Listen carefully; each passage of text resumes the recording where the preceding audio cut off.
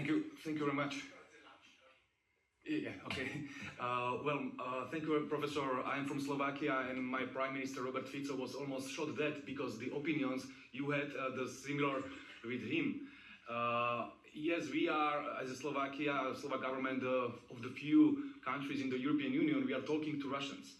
2 months ago, I was talking with Mr. Medvedev.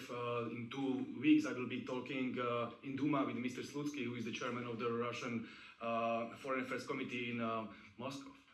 Maybe my question is, what would be your message to Russians in this moment? Because as I heard, they're on the victorious wave. They have no reason not to conquer the Donbass because that's their war aim. And what can Trump can offer to them to stop the war immediately? What would be the message for Russians from your side? Thank you very much. Lots of important things are now on offer and on the table, and I believe that the war will end quickly because of this, and this will be at least one blessing in a very difficult time. Exactly what the settlement will be, I think, is now only a question of the territorial issues, and that is whether it is the complete 4 oblasts, including all of Kherson and Zaporizhia, or whether it is on the contact line, and how all of this will be negotiated. I'm not in the room of the negotiations, so I can't really say more, but the basis will be there will be territorial concessions, there will be neutrality, there will be security guarantees for Ukraine, for all parties. There will be, at least with the US, an end of the economic sanctions. But what counts, of course, is Europe and Russia.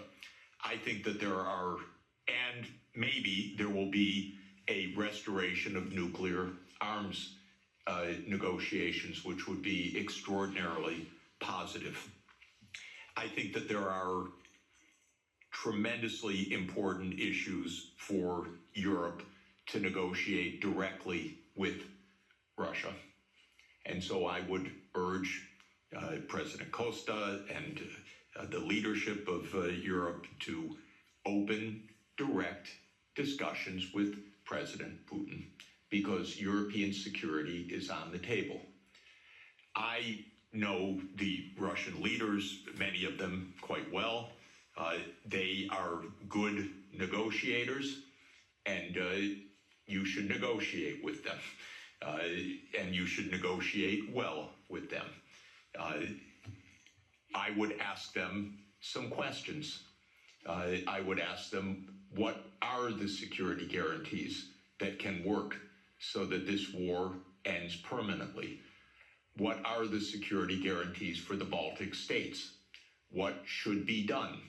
Part of the process of negotiation is actually to ask the other side about your concerns, not just to know what they know as you think is true, but actually to ask, we have a real problem, we have a real worry, what are the guarantees? Well, I want to know the answers also. By the way, I know Minister Lavrov, for 30 years. I regard him as a brilliant foreign minister. Talk with him, negotiate with him, get ideas, put ideas on the table, put counter ideas on the table. I don't think all of this can be settled by pure reason because of oneself. You settle wars by negotiating and understanding what are the real issues, and you don't call the other side a liar when they express their issues. You work out what the implications of that are for the mutual benefit of peace.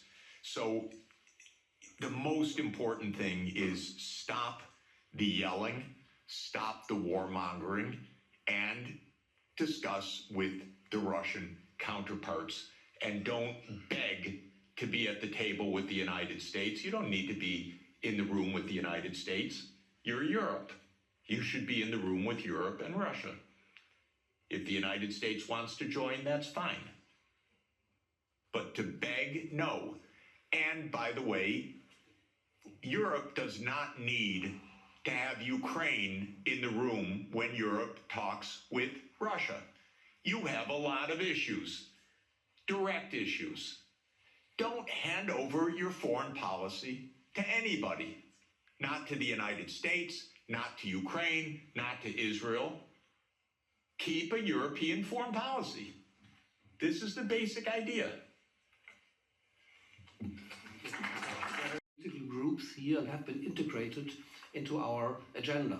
I widely share your views, yet there's one question regarding the historical account that you gave, where I would like to go in some detail. This concerns the beginning of NATO.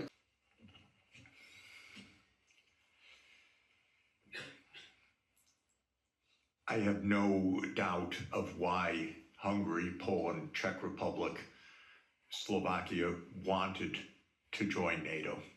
The question is, what is the U.S. doing to make peace?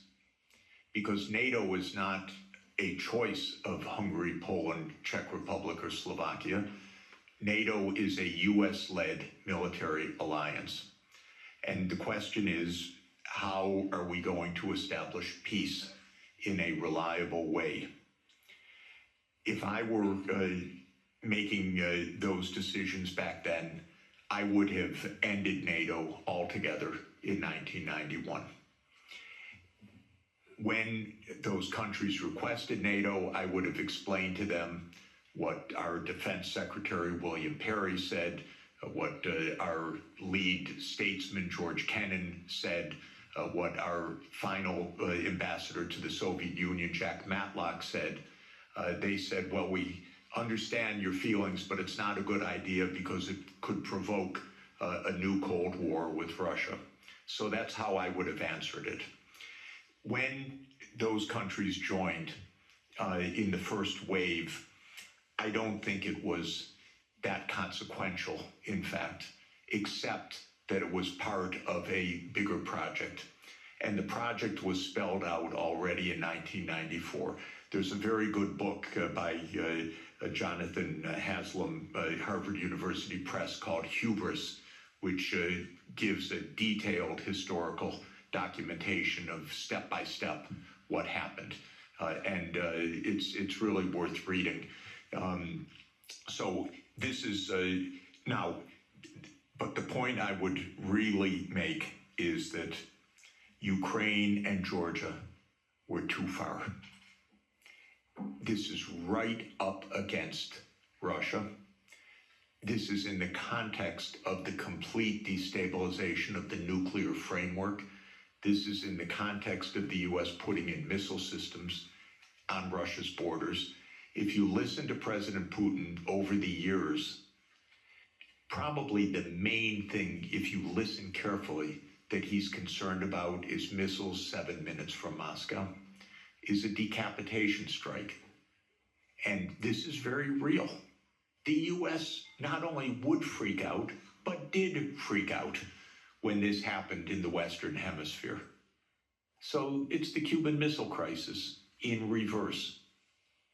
And fortunately, Nikita Khrushchev did not stand up and say, open door policy of the Warsaw Pact. We can go wherever we want. Cuba's asked us, it's none of America's business. What Khrushchev said is, war, my God, we don't want war. We end this crisis, we both pull back. That's what Khrushchev and Kennedy decided in the end. So this is the real consequential. Russia even swallowed with a lot of pain the Baltic states, Romania, Bulgaria, Slovakia, and Slovenia. It is Ukraine and Georgia. And it's because of geography. It's because of Lord Palmerston. It's because of the First Crimean War. It's because of the missile systems that this is the essence of why there was this war.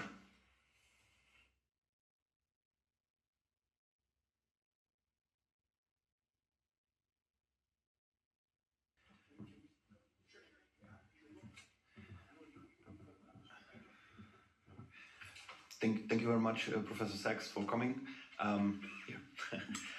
You've mentioned that the European Union needs to formulate its own foreign policy. In the past, the German-Franco alliance was a big driver for those policies. Now with the Ukraine war, arguably that receives a crack. Do you think that in the future, when the European Union is going to formulate its new foreign policy, that they're going to be again on the front seat, or should it be other countries or other blocs trying to make that change? Thank you very much. Oh, it's hard. It's hard because,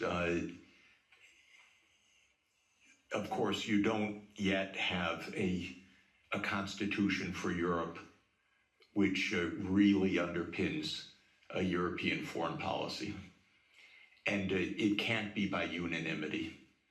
There has to be a structure in which Europe can speak as Europe, even with some dissent, but with a European policy. I don't want to oversimplify how to get there exactly, but even with the structures you have, you could do a lot better with negotiating directly. The first rule is your diplomats should be diplomats, not secretaries of war.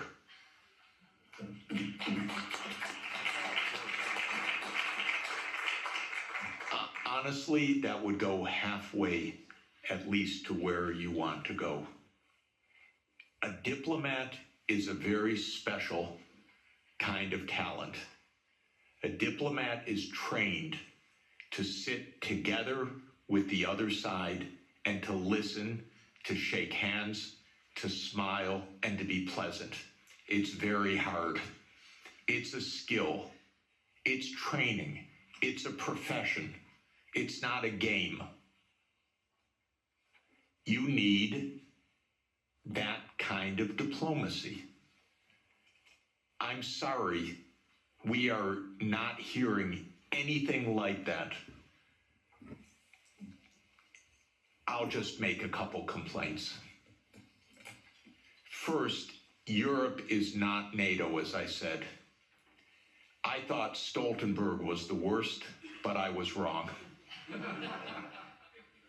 It just keeps getting worse.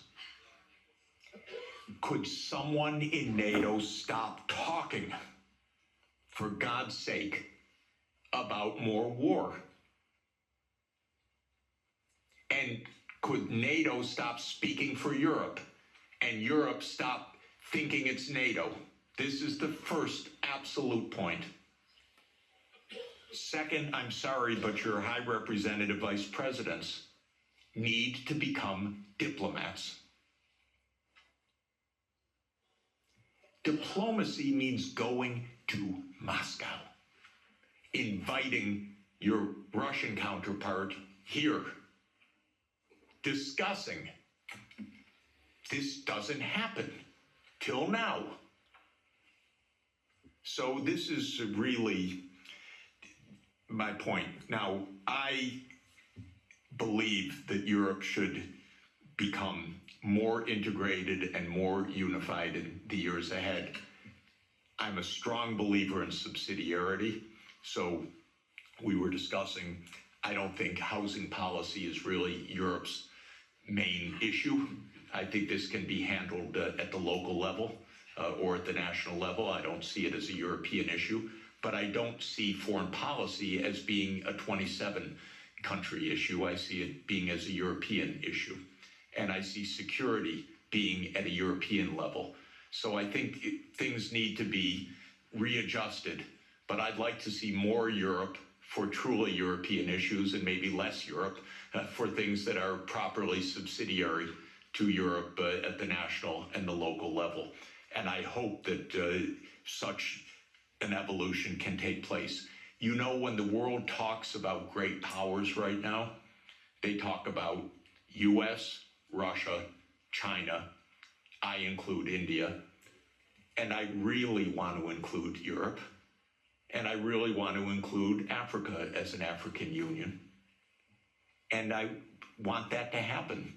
But you'll notice on the list, Europe doesn't show up right now. And this is because there is no European foreign policy. Okay.